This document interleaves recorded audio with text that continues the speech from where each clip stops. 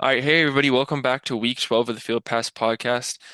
Brady and I are back after missing a week. We took our Thanksgiving break a little bit early this week. Um, like it was our bye week, I guess, or whatever you want to call it.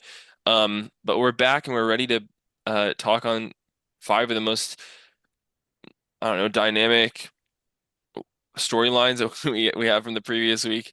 Um, let's go ahead and just get right into it and start off with the first one, which is something that I have been kind of associating with the dominance of the Chiefs for this entire time, is the fact that they have an unbeaten record, or at least they did before Sunday of this week, in which they lost to the Bills. Josh Allen led a great game and beat the Chiefs. It's simple as that. 30-21 Buffalo. Um, Patrick threw two interceptions, and I mean, it kind of felt that like I don't know. It felt like it was coming. It felt like it was deserved after weeks and weeks of winning, but not doing it in a very quote unquote sexy way. The Chiefs have finally landed in the L column. Brain, what do you have to say about this game? I think you gotta, well, first of all, the Chiefs found a way to win their first however many games, and you gotta give them that credit. Like, they were 9-0 going into this game. I know that there was a lot of games they should have lost, but they won them, so that's the end of the story. You gotta give them credit for that. Mahomes hasn't really played good. I mean, we all know he's great. We all know he's the best quarterback in the league. Just his stats compared to others haven't been as great. That could be with Rashee Rice being out. They didn't Hollywood has been out the whole year. We've seen Pacheco out, so they've kind of become one dimensional. Their defense has kept them in it, but then you got to give credit to the Bills, man. They came to play. That Stephon Diggs move that a lot of people questioned has not been a factor at all. They almost look better without him almost because that's not a diva in the locker room you got to deal with anymore who's just a cancer to the team. And like even though he tore his Achilles, they like even if they would have had him and he was healthy, I don't think he they would have this record just because of the chemistry. It looks like Josh Allen has better chemistry with this offense without Diggs, and he made the Jim Jim Nantz called it the play of the year in the NFL during the play. That 4th and 2 touchdown run was great. Sean McDermott put the ball in his best player's hands and let him make a play, and that's what he did. And I think I agree with Jim Nantz. The Commanders' Hail Mary was a great play, but the circumstances, no one has been able everyone's come so close but not been able to beat the Chiefs. And Josh Allen was able to get it done on a play where he made multiple defenders miss. And that you got to give him his flowers when someone does something like that. Absolutely, you do. And I just think that when it comes down to like it feels like this was the win that the Bills needed. Obviously, they were already dominant. They were coming into this game 8-2. But to be able to dismantle Kansas City like that was pretty impressive. I think they also beat they no they're one of their two losses is to the Ravens, in which they just got completely dismantled and shut out. It felt like the game was over pretty quickly. But to be able to hang with the Chiefs against an already great defense, and like you said, put it in Josh's hands on that 4th and 2, and not just get the first down, but run the extra 30 yards or so, get a touchdown, absolutely unbelievable. So credit to them. Like they're getting good when they need to, and it's not like they were bad. Like, but like it feels like they are actually rising to the occasion in a way that the Chiefs are falling, and they're matching their opponent. So I don't know. I'm really liking where the Bills are right now. Um, This this win could play massive down late if the like if the, this because the Bills now have the head-to-head win over the Chiefs. So if they're tied in the playoff race, the Bills will get the one one seed. seed, yeah. And So it's run through Arrowhead for like the last 6 years, and for that to change, yeah, well, no, I lied. The Chiefs went on the road last year and still got it done. The Ravens had home field last year, but to take Arrowhead away from the Chiefs is a big factor. Yeah, obviously you still got to beat them, and it's still gonna be a tough matchup, but Arrowhead is a different place in the playoffs. Yeah, but I still think that there's one loss here on the board still for the Chiefs. I don't know if like they're gonna it's I mean the Panthers I think are gonna without the game that they have this week I think is going to be a good response. And I mean it's not like the Panthers are frisky, they're tough, especially on defense. They are still really injured, but they're not going to beat the Chiefs. And they do have the Raiders right after that, but after that, like it gets a little bit more difficult, especially like on the defensive end. You get Chargers, Browns, Texans, Steelers, and Broncos. All of those teams have at least semi-competent defenses, like especially that of the Chargers and the Steelers and the Broncos, which like man, that is a gauntlet. So I think that there's still one loss on the board there for the Steelers. And when it comes to the Bills, I think that their schedule is going to be a little bit more favorable. They have a couple more in division games, and that of obviously of the Niners, who we're going to talk about this a little bit further on down the line, but they're below 500. Rams, who are sneaky, Lions, Pats, Jets, and Pats again. So realistically, I don't know. I still don't know how to evaluate this Patriots team, but I mean, realistically, they shouldn't lose any of these games, save maybe the Lions. And I think that the Chiefs realistically could lose two or three of those that we say. So I think that your point's there. We probably, if I had to guess, are going to be looking at a tiebreaker opportunity, and I would probably have, if in terms of predictions right now, I would predict the Bills to be the one seed.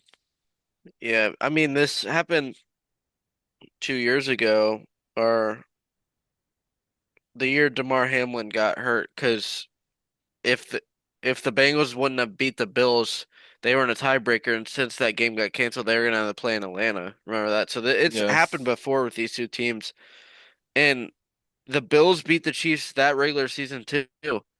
They beat them in 22. So, and that one was at Arrowhead, but I feel like regular season versus playoffs is different there. But yeah, this matchup, especially with the Bengals out of the picture, these are like, because those are in the playoffs, those are the two, other than the Chiefs and the Bills beating each other, the Bengals have been the only team to beat both. Yeah. And with them probably not making the playoffs, it's just down to those two. So now, obviously, there's other contenders with Ravens, Texans, and all of that. I'm just saying they haven't beat the Chiefs or Bills yet. Hmm. That's what I'm saying. So yeah, I'm interested to see what happens. Yeah, totally. Next thing that we're going to cover is something that Brandon and I are deeply depressed about, and that of the Steelers taking, I mean, at this point, like, not firm control, but they are in control right now in the driver's seat of the AFC North, which is gross to say. And unless they have a complete collapse starting tonight, it looks like Mike Tomlin is going to buck the trend of hovering out around 500 for the first time in absolutely ages. So I guess Brandon, like, what changed about this Steelers team? Um, I think, well, ever since Ben Roethlisberger, they've been quarterback searching, and Russell Wilson's playing great there. Hmm, And I think they're staying healthy as well. TJ Watt has not missed time yet, which I don't think he has. not this season. Yeah, and I feel like he always does. They're just playing complete games. They are still struggling in the red zone. Boswell, I think, was 6 for 6 last week in in the playoffs, but I think also this division is a little weaker than years past, as we've seen the Bengals and Browns fall off. But they haven't played those teams. They played the Browns tonight. We'll see how this goes. But with the win over the Ravens right now, they they've distanced themselves by a couple games, and this if they continue to win, who knows what happens. Zach, I wanted to bring this up because I thought this is interesting. Did you, McAfee was talking about this today. Did you know that Mike Tomlin has never won Coach of the Year? Really? No, I Yeah, didn't know that. he's And he's been coaching since like the early 2000s. Never had a losing season, but never had Coach of the Year, and he's won a Super Bowl. That's crazy. Now they on that show they were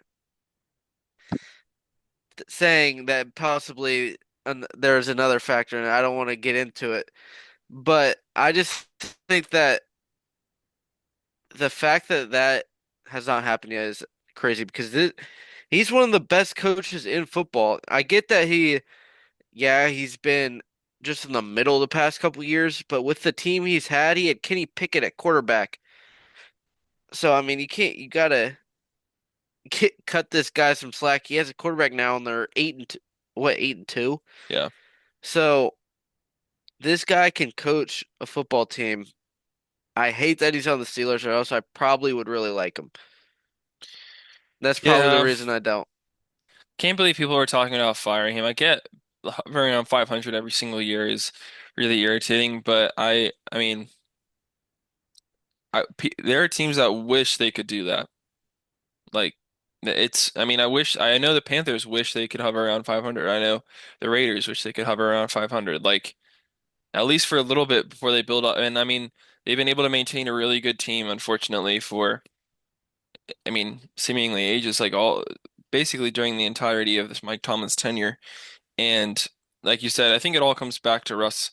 Like Russ has just settled in, and he's not being asked to do as much as I think as they were in Denver, which is great for him. And the red zone struggles are difficult too to deal with, and I don't know how well that's gonna serve him in the future. But yeah, I mean, unless mathematically they completely screw this up and they fall on their face, or they just have this bunch of injuries happen, like realistically, Mike Tomlin should win this year for Coach of the Year. I don't really see anybody else other than maybe a Harbaugh, but Yeah, like, well, they were talking about today. The vote goes in the Wednesday after the last game, so playoffs don't count. But I still don't get how this guy has not won one. Stefanski won last year, which rightfully so. But the fact that in tonight's game, Stefanski is the only one with Coach of the Year is insane, and it's honestly not correct. Like I don't get how this guy has not won one with the teams he's had. yeah.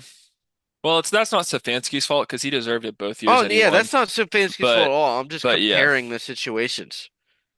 Actually, though, I actually wouldn't be surprised if they gave it to Campbell though this year as well. I feel like Yeah. Campbell also deserves it. Um, so those would be my top three guys. There's no way in hell that Nick Sirianni should win Coach of the Year. Keep him away from that completely. They were also talking about Andy Reid. I don't think No, so. they should all they no they shouldn't give it to Reed. They might try and give it to McDermott, but like I don't think so. Tomlin over McDermott, I I mean, would the think. Bills are 8-2, and they do have Yeah. some younger talent. But in Now, this rate, if Tomlin doesn't have it, you got if they have 3 or 4 losses and they don't get it, dog. I mean, we talked about the Bills and Chiefs. They're in the fight for the 1 seed as well. yeah, gross. Not a fan. If that happens, I'm gonna be really mad. Um, but I mean, the Steelers do have some difficult games going forward. Like they have a lot of interdivision stuff to play. Like they play us, they play you, they play us again, then they play the Eagles, then the Ravens, and the Chiefs and the Bengals. So they're losing like, I mean, I could see them losing three, but they Yeah. are I on a mean, that streak. put them at 12-5. Yeah, so maybe they lose as much as the Chiefs and the Bills win one less, and I don't know. But I don't think they'll be the one seed, but I think they'll be damn close. Um, they are on a 5-win streak, so I mean, to knock them off their game, even with a tough game, is going to be hard. So who knows? Yeah. If Russell Wilson continues to play good, we may owe him an apology at some point. Because me and you, I think we're both against Russell Wilson starting, but he's Well, I come was out and concerned he hasn't about Russ starting. I he remember when he hasn't got lost traded. yet. Yeah, he hasn't. That 5-win streak has been all with Russ, and he hasn't lost one. So I I think that I remember being scared of Russ getting traded to the Steelers because I know what Russ can do, and I remember I was scared when he got traded to the Broncos for the AFC West, but the real person that was clowning was Arthur Smith, who I might owe an apology to because he has this looks leagues and bounds better than the Matt Canada offense, or at least that's what I can say. Well, the offense still isn't great. I No, it's mean, not great. they can't score a touchdown for their life. Yeah, they kick Chris a lot of field goals. Chris Boswell is like would be like the running back 12 in fantasy. That's how much they've kicked. That's pretty insane, actually. I didn't know that. Yeah. Well, still not great. I mean, who knows? But that's gross. I don't like it. Let's go ahead and talk about Broncos versus Falcons, which holy crap. Bo Man, Nix have a day. he really exposed them, man. Like I don't know how else you spin it. Like they completely exposed the Falcons. It was a rough game for Atlanta. The game was over seemingly like within the first half. Like it was for the end of the half, it was 6-21 Denver, which and then I don't know if the speech that the guys gave in the locker room just wasn't good enough, but they went on to proceed, or they proceeded to score 0 points, goose egg points for the rest of the game, and the Broncos just kept pouring it on with 7 points in the third quarter and 4 and 10 in the fourth, ending up in 38-6. Really bad game for Kirk, 18 for 27, which I mean is a pretty decent completion percentage, but didn't have a touchdown, only had an interception. Bo Nix, 4 touchdowns. Absolutely ridiculous. And Javonte Williams, I don't know how he does it. On 9 carries, he had 59 yards and a TD, which is stupid after the week after I traded him away. But they just could the Falcons could seemingly not get anything going. I mean, they brought out Michael Penix at a point. Um, on essentially every single metric, the Broncos did better. 400 yards to their 226, 295 to the Falcons 176, and they ran all over them 105 to the Falcons 50. So just gross, man. Like really bad if you're the Falcons because I I felt pretty high on this team and now they're hovering right around 500 again, which is completely dip like which I mean, so are the Broncos after this game, but at this point, it's like a complete like a tale of two cities, completely different stories. I think the Broncos should be super proud that they're now in a winning schedule for 6-5. The Falcons need to be concerned, man, because if you're not getting it done with Kirk, and Kirk isn't continuing to give you the juice that you thought you wanted, like I don't know, it's how long is he going to stay there for? But I mean, you don't have I to mean, answer he's that. there for 5 years at least. But I mean, Well, we'll he could see. retire before then, Yeah, we'll but see. But it's just. I don't even know where you go from here for Falcons. You got your ass beat.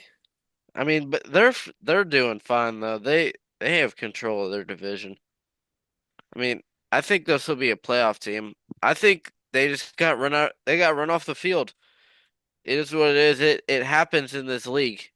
We've seen playoff teams get run off the field before, and they still have a lot of stuff to work on. Bijan Robinson has not really got going at all.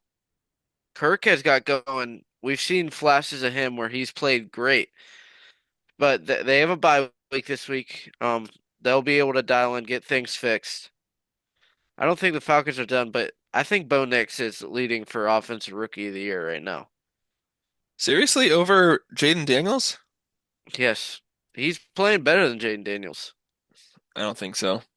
We I can mean, disagree on that. we can compare the stats right I now, looked at the dog. stats. There was the athletic post put out a post, and they said like pick who should win offensive rookie in the year, and it was Bo Nix and it was Jaden Daniels, and it was like they were like blacked out, so you couldn't see like who they were just based off the stats, and I picked Jaden Daniels, even looking at the stats. All right, I there's still long to like still plenty of games, so I think they'll separate itself. Or it could be real close, but I think I mean those are obviously the two best quarterbacks. Drake May has looked good. Honestly, Caleb Williams has been the one that has performed the least. I Yeah. think you can't count JJ McCarthy, he's injured. You can't count Penix, he's been the backup all year. We expected that. So those two, I mean, obviously they're not going to win anything, but you can't compare them against like Caleb Williams because those are like didn't compete pretty much. But I think out of like the four quarterbacks that have played that are rookies, Caleb Williams has been the least performing out of all of them. Yeah, definitely. Drake May there at the third. I mean, it's just a dumpster fire over there. They Chicago finds ways to keep replicating hell in ways that the Browns like have stopped doing because we're not in hell. We kind of suck right now, and but we're not in hell. The contract sucks, obviously, but it's not. I feel like in terms of faculty, we got everything figured out except for some of our position coaches, including our offensive line. But here it is, just for a little bit of a. This is how close it is. Passing yards. Player A has 2,275. Player B has 2,338. So player B has 300, sorry, 100 more. Passing touchdowns. Player A has 14. Player B has 10. Player A has four more passing touchdowns. Player A has 295 rushing yards and player B has 482. So player B kind of crushing in that one. Even in rushing touchdowns, player A has two more turnovers. Player A has a record of 6-5. Player B has a record of 7-4. So, I mean, I know who they are. so you Player know is Bo A is Nix. Bo and B is yeah, and B Yeah, is Jaden. So I just look at that and I think that I think it's Daniels. But your point is right. Like it's close. Bo has it's pretty close, and Bo has is rising in the way that I mean it's not like Jaden is plateaued or anything, but it's not like he has very much. You can only go up so far. So it's definitely going to be a conversation towards the end of the season if the Broncos continue with their momentum. Yeah, and they're in a tough division as well. Yeah, super tough. The next one I want to talk about is the Niners falling to 500, which is not something I expected. I expected them to be in full, like firm control of this division again. Um, and I mean, they're at the bottom. They're at the bottom of their division when it comes to Yeah, tiebreakers and everything.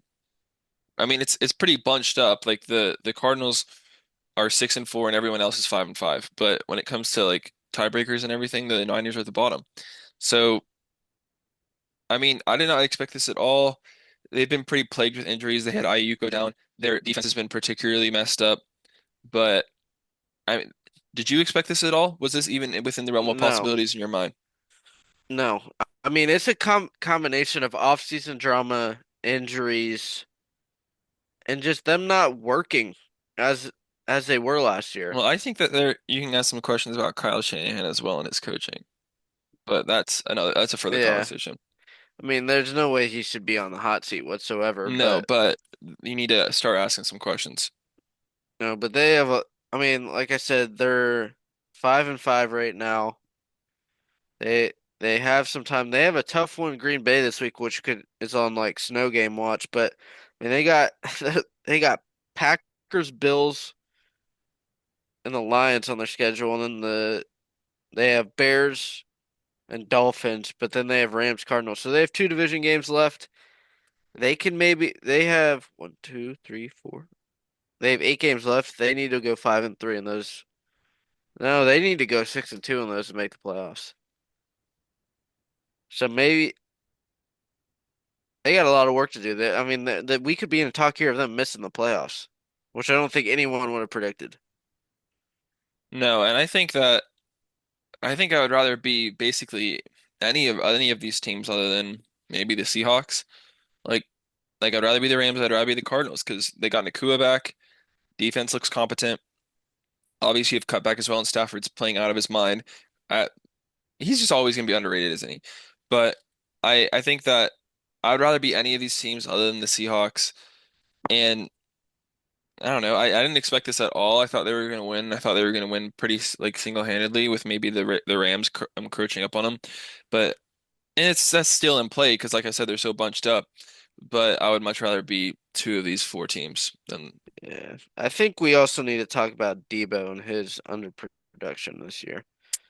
yeah. He So is currently 39th in receiving yards.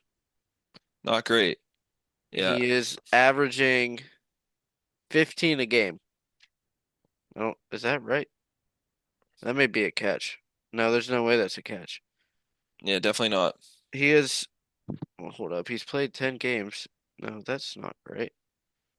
Eh, I don't know. He has 33 catches for 490 yards. Hmm. So Yeah, that's 15 yards a catch, but I mean he's not having that many catches. Like, and for how much money he is getting paid, I get he's in the run game as well and everything, but like with Ayuk gone, he needs to step it up. Jawan Jennings has looks like their best receiver. which is ridiculous. Yeah. I mean, this should be working. It should be, and it's just not. So they need to figure out a solution. They're just going to do the same thing over and over again. The results not going to change. They're just going to be mediocre and they're going to end like 8 or 9 or 9-8 and be sitting at home when the playoffs. They need to change something. I don't know what it is, but that's for them to figure out, not for me. Yeah, totally. So, All right, well, I think that's enough said about them. They stink right now. Yeah, and I think it comes back to their skilled players. Let's cover the let's just get this out of the way. Gross game. Even though you guys had a perfect, like seemingly we're this close to closing it out. Like, I'm just gonna let you air your grievances. so I told you I don't know what the 49ers need. I know what the Bengals need to fix, and it starts with their head coach. Wow. This Now their kicker first. Well, Evan McPherson can kick rocks. Yeah. He's he has done so much for us, but he has sucked so much this year. Hmm. I mean, every field goal we've needed him to hit, he's missed. Every single one. Two against the Chargers. The first game against the Ravens in overtime, missed. There's other ones as well where he's just shanked them. And we kind of started to see the fall off last year. He didn't have a great year, the greatest year last year. It was all right. And then this year he's just sucked. Yep. And we need to consider looking at other options. I'm not saying right now. I think right now I'm not liking the culture Zach Taylor has. We've haven't been able to re-sign any of our players. I don't know if that's management, but something or Zach Taylor, but something needs to change because trotting this team over and over again, it's gonna be Joe Burrow and Jamar Chase are gonna play catch with each other and score a billion points, and then our defense is gonna let a billion points while Trey Hendrickson's having his career year with 11 sacks. He has almost double the sacks as the rest of the team. The rest of the team has 7, he has 11. That's So, insane. like, Cam Taylor Britt had the greatest interception I've ever seen and then has done nothing since except let touchdowns happen. So, Yeah. this team has a lot of holes. The offense, I'm not even worried about their O line because Chase Brown is playing great. Our O line still sucks, but we're working around it. That's a problem, but it's not as big as a problem as our defense. We need about every single position but one D end in on defense. DJ Turner looked great against the Chargers. What does he do? Break his collarbone. So, I think the Bengals, they've got to come out of this bye and win out. They do have the schedule to do it, though. They have. I don't think it's going to happen because I know Zach Taylor, but they play the Cowboys. They play the Steelers twice, which will be very tough. You're gonna win But one though. yeah, let me pull up this schedule because I don't know it off the top of my head, but it's a lot easier than their first half. They've gone through their gauntlet You play already. the Steelers, the Cowboys, the Titans, the Browns, the Broncos, and the Steelers again. Like Titans, Cowboys most likely wins, so that's 6 and 7, and they need to get to 10. Well, and Browns. I would say they're probably going to win that. You may disagree. I don't know. I Famous always Jameis ain't doing nothing. hold on. James is playing good. He is, but your defense is not. I mean, there are a couple of reasons for that, but there are hold on. Who did the we played You play the we played Saints. the Saints, yeah.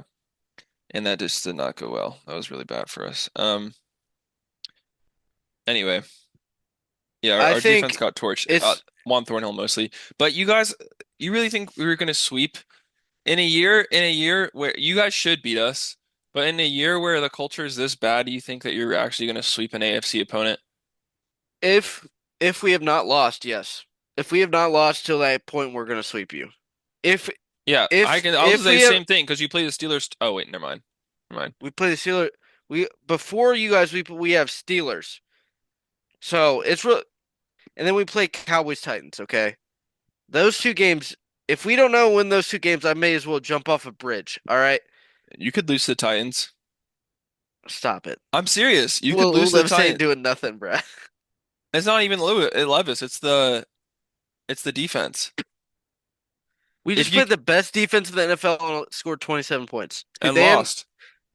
yeah, but they averaged. The thing is, they have a good offense to back it up. They average letting up 13 Their points a game. best We their doubled that. best wide receiver is couldn't catch a ball last season. He can catch a ball this season, I can tell you that. Yeah, because you're going up against the freaking Bengals. He he didn't even do that good this game. His stats are way our lad had a effing day. Oh yeah, you're right. It was mostly Lad. But Yeah. Quentin Johnson had a touchdown, but it was 2 for 48. Lad is what killed us. He had 6 for 123. Yeah. You're right. Lad So Lad has been great. if we have not lost up until this Browns Bengals game, we kill you guys. So that would put us at 7-7 with three Even if games you play left. us, you're not killing us. It's gonna be close. Okay. I trust the division hangs over all of our heads like the sword of Damocles. If you think you're riding too high, you play an AFC North Division game, and then you get chopped right back down again. That's just the way it goes. I like it because I that just happens. Yeah. Now sometimes that happens at the end of the season, like it does between the Browns and the Bengals last season, and it didn't really matter that much. But it has profound impacts. I'm saying that it can happen with the Steelers and it can happen with the Browns. I'm saying. Yeah. I think that if I was a betting man, I would put money on the Bengals, but I think that it's probably like 55-45 in my opinion. Even now, if you're in a winning streak, it's going to be really hard for the Browns to, especially since it's not home. So you're right. I'm just saying don't put all your chips on the table just yet because they could get yanked Oh, from. I'm not. I don't think we're gonna win all these games. Yeah. This is what they need to do to make the playoffs, period. Yeah. I mean, they play the Broncos, so that could if the Bengals are sitting there 8-7, the Broncos probably 8-7 at that point, 9-6. That game could be a playoff eliminator, pretty much for that last seed. And then we play the Steelers who, if they've clinched the AFC, they're gonna rest that week. So we'll see. We'll see. We'll see. We shouldn't even be entertaining this conversation because they haven't proved anything. But there's a lot that needs fixed, and I think it starts with the culture the head coach has created, and it's not a good one right now. So if if Zach Taylor can't find a way to make the playoffs the second year in a row, I think you fire him. But who is it really the head coach that sets the culture? Like 100%. We've I, seen how Jim Harbaugh turned the Chargers culture around within 4 months.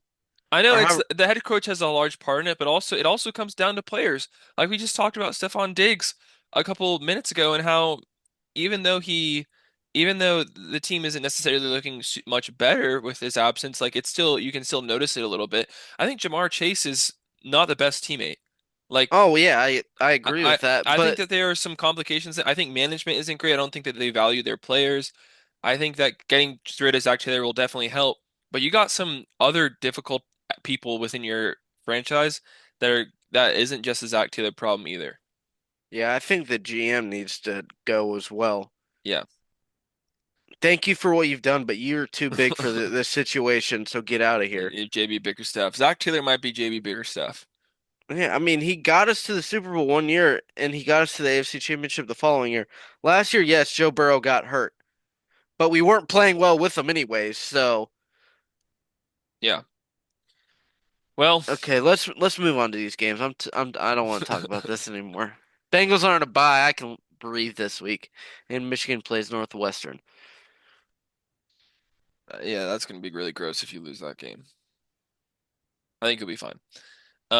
Is it at Wrigley or is it the Big House? Big house. Okay, I'll be good. All right, let's get into this first game, which is a bit of a sore subject considering we just talked about inter-conference rivalries. Of course, we have the Steelers versus the Cleveland Browns this week tonight. Um, this might surprise you, but I don't think that Vegas is surprised. I'm actually picking the Browns to win this. The 2-8 Browns against the 8-2 Steelers, and that's why I'm not picking the Browns. Sorry, I think we're going to split this. I think we're going to split games with the Steelers. I don't think they're sweeping us. I think Jameis is going to have a really good game. I think I don't think Nick Chubb's going to be good. I think he's probably going to have a bad night again. But I think Jerry Jeudy and Cedric Tillman are going to show up tonight. Really concerned about the O-line, but it's not a problem we talk about anymore. Jedrick Wills is starting, but he sucks because he's probably just making a business decision again.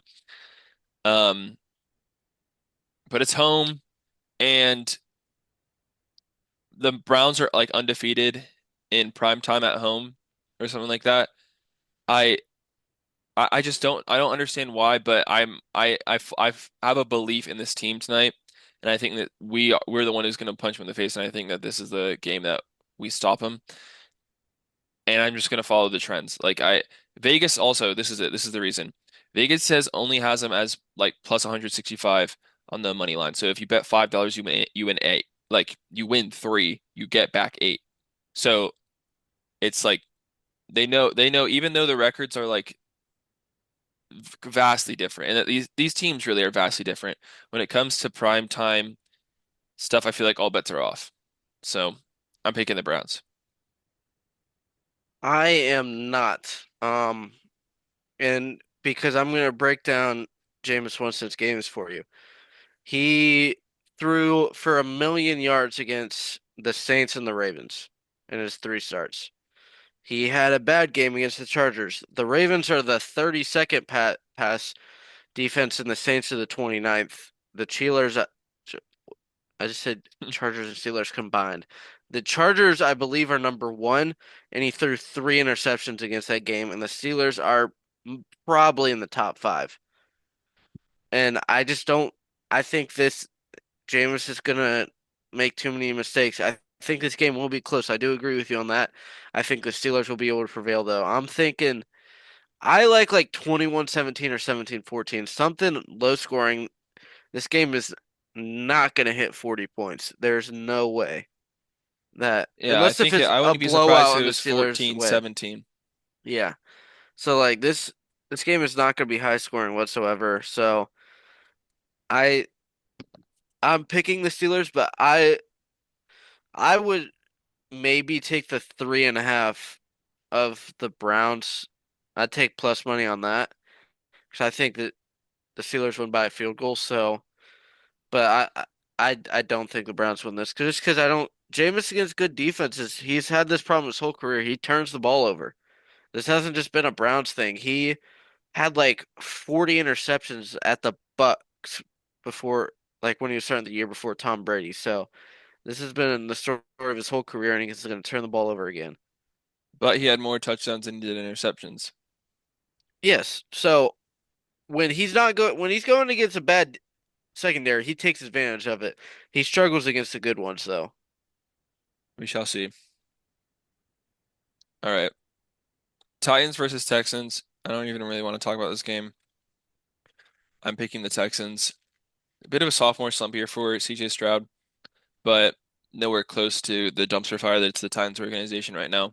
Only thing they have going for them is their defense, who's been solid. I'm picking the Texans. Yeah.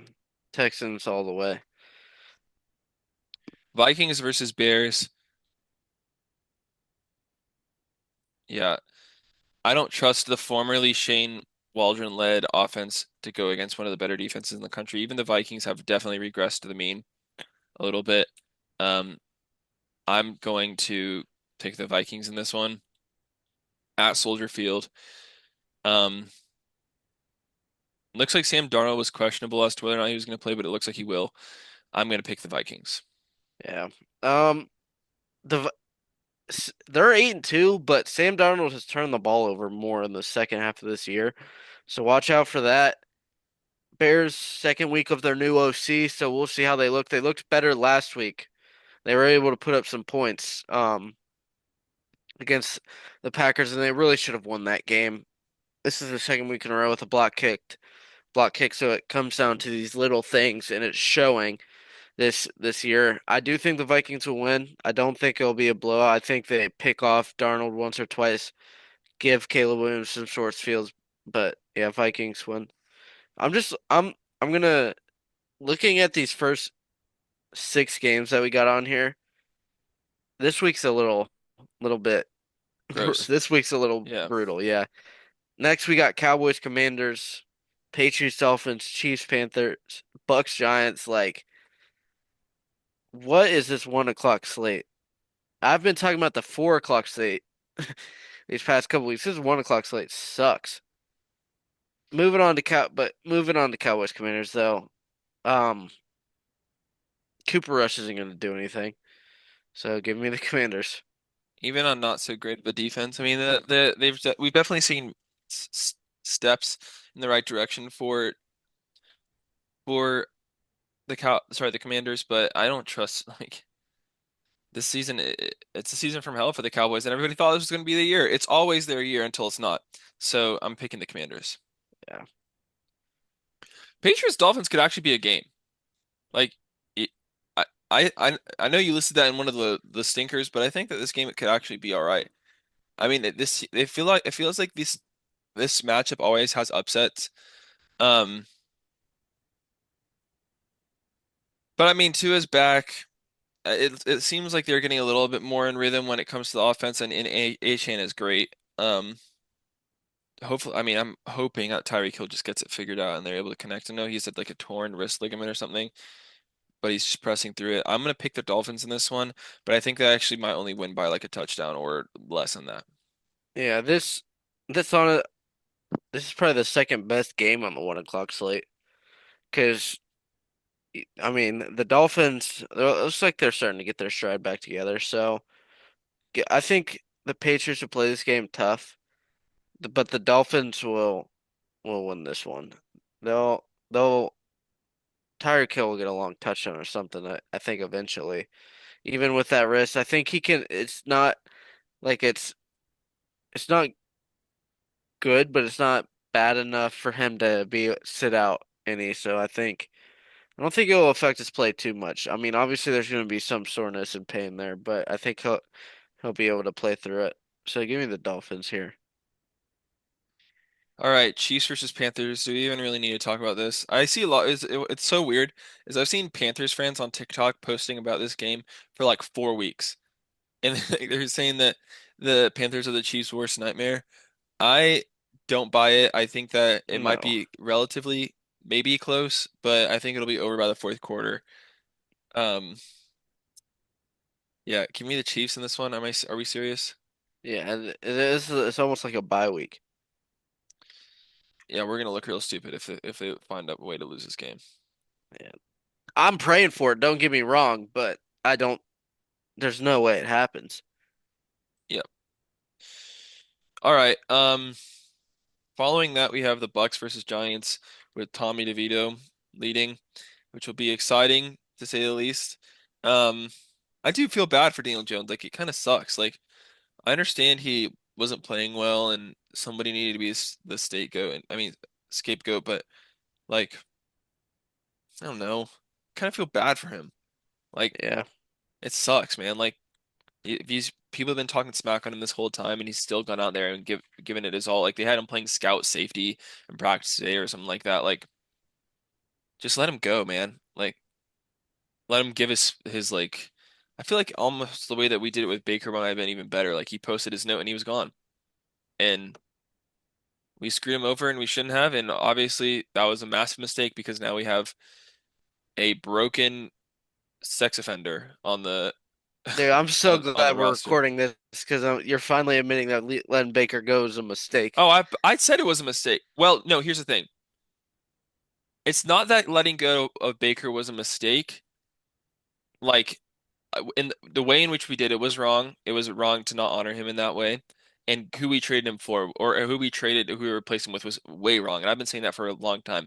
We did need to get rid of Baker, or something needed to be done. Like he needed to be benched, or something like that. We needed to have a Bryce Young like situation happen where get bench And maybe Anthony Richardson, like it seems like he was dialed in this week.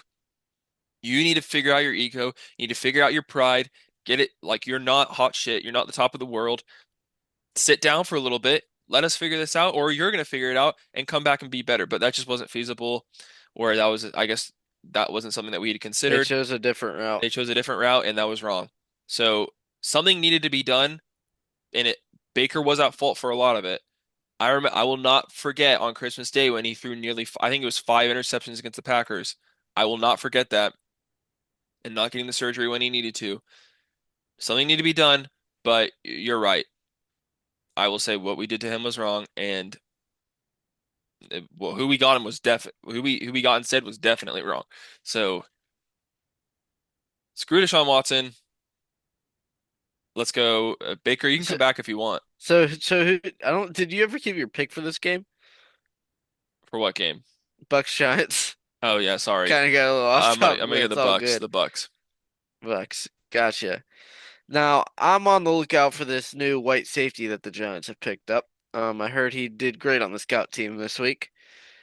I also heard he could throw the football a little bit, so maybe he gets his interception, starts throwing laterals or something, starts playing trick plays on the defense. But I think Baker will be able to avoid him. Just third to the other side of the field to returning Mike Evans this week. So give me the Bucks. All right, this is gonna be actually a really fun game. Um, Lions versus Colts. I think this actually could be a bit of a shootout. Josh Downs is great. He's a great wide receiver. And he was great with Joe Flacco, and he had a great game with Richardson. It seems like Richardson has back in his flow. Like, hope he can stay in here because I really like watching Anthony Richardson, and I think he's a really fun player to have on your team when he's can actually make his throws.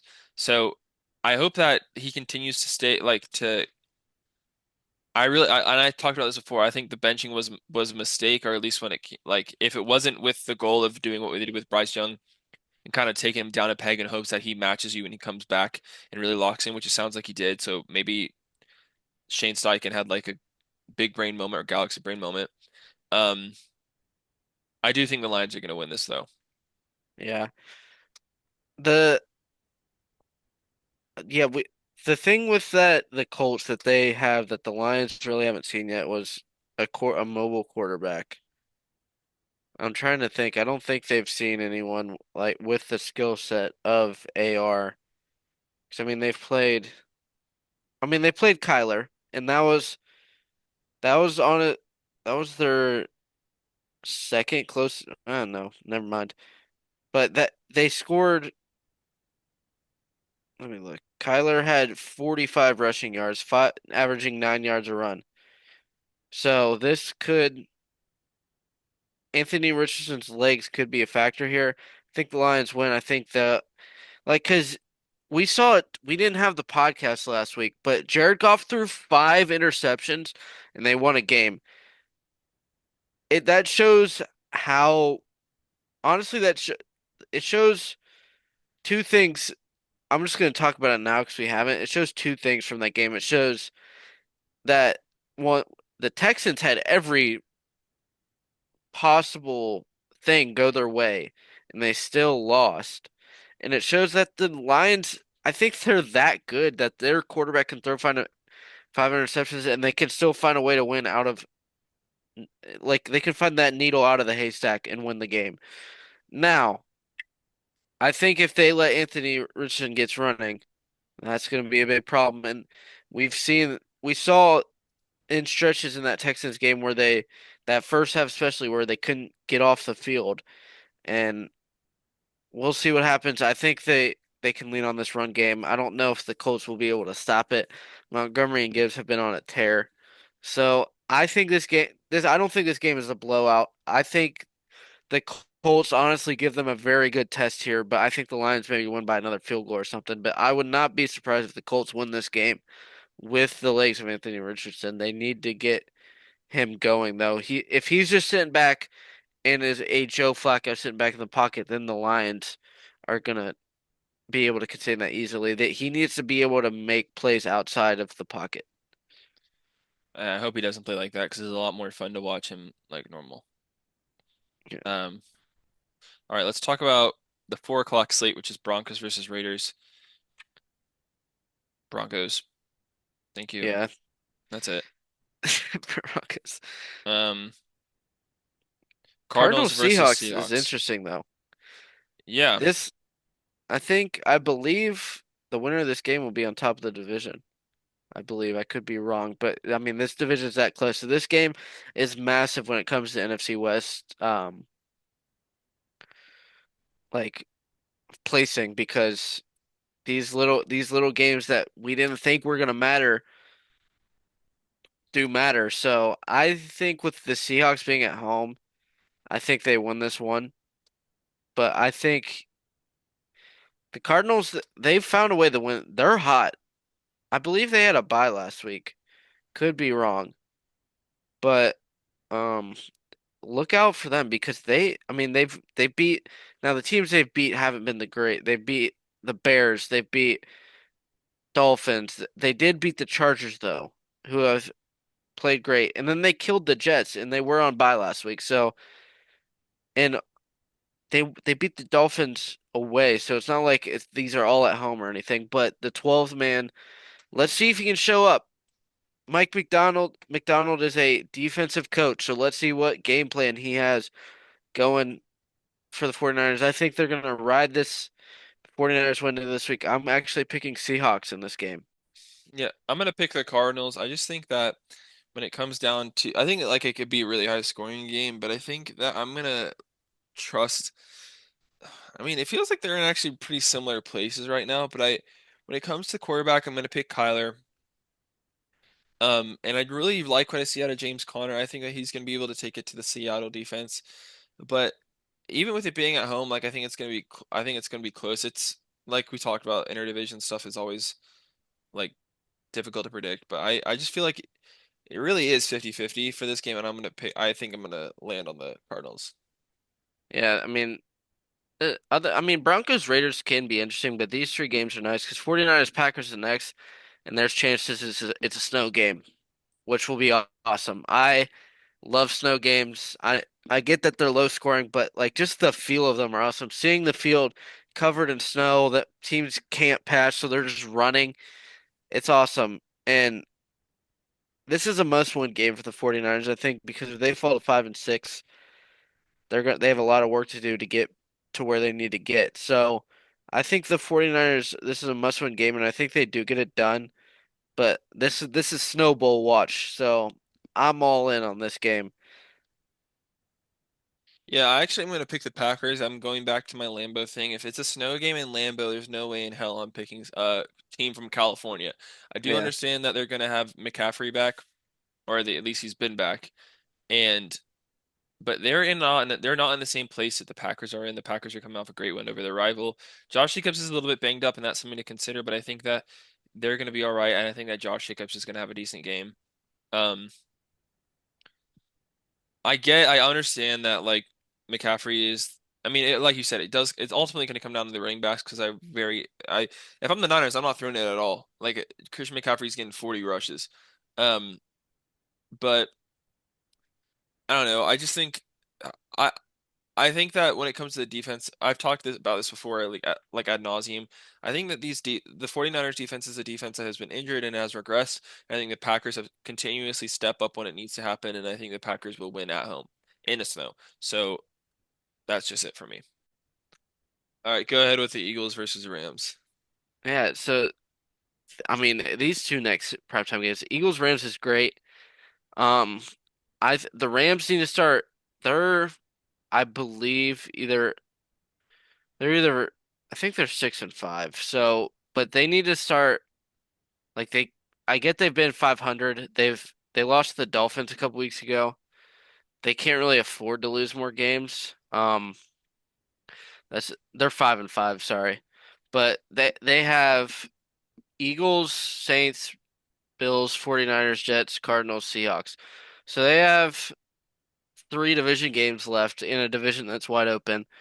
But in this game, I feel like they kind of need to have just to give them as a confidence booster. I don't think they get it though. I think the Eagles are on a tear.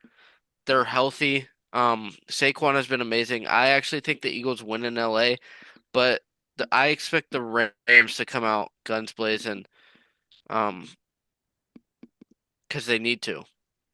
Yeah. Um, it's hard to pick anybody. I mean, obviously I can't pick anybody other than the Rams or the Eagles for this game. But I'm gonna pick the I think I'm gonna pick the Rams in this one. I feel like the Rams need it as a confidence boost. I think that Puka and Cooper are just not going to be able to. They're gonna torch the entire defense, and I don't think being at home isn't anything profound for it being in LA. But I think I also just trust Kyron Williams like a lot, not more than Saquon Barkley, but a lot. And I think that from the top to the bottom, when it comes to coaching the defense, the receivers, the running back, and then I mean I don't even know who I'd pick between Stafford and Hurts at this point. Like I mean Hurts is having the better season, but I I don't know. I feel like I feel like these teams are really even, which makes it a really good primetime game, and I'm gonna pick the Rams. Yeah. Next is the Harbaugh Bowl, though. This game is going to be great. I'm not gonna lie, like especially last week, didn't watch Monday Night Football. Monday Night Football has been iffy for me, but this is a great spot for the Harbaugh Bowl. Ravens, Chargers, Herbert. The Chargers are passing a lot more than they were at the beginning of the season. I think Herbert's finally starting to get in his comfort zone in this offense. Lad McConkey, look out for him against this secondary. Quentin Johnson as well. But the Ravens, very high scoring as well. Jesse Minter, though, best defensive coordinator in the NFL. I think the Chargers will get a stop when they need to, force a turnover. I think they win this game, but this game on it 50-50 for me. On a, you could if you can't decide, just flip a coin. It's that close. But the Chargers won by a field goal because Cameron Dicker has been making field goals, and Justin Tucker, who has not this year. That's another key factor.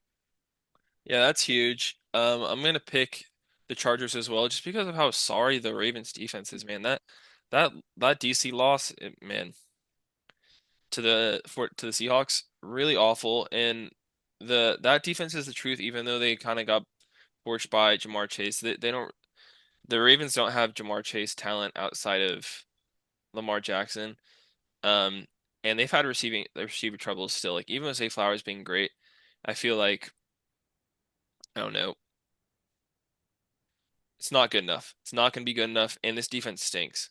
And I think Justin Herbert truthers have finally arrived. Okay, we have finally arrived, and we're here. So Yeah, I'm gonna he pick the is a good Chargers. coach. The weapons, we question it, but they're there. Like they're performing. That's all that matters. J.K. Dobbins is doing well. Yeah, Yeah. Haskins and Gus Edwards were in the mix last week and both had carries. yeah. So they're spreading that rock. All right, well, that's it for today, guys. Really appreciate you listening. We got another fun week of NFL football coming on. Shout out to the Cleveland Cavs being 14-1. Beautiful day in Ohio. All right. Yeah. Well, have a great rest of your night. Peace. Peace.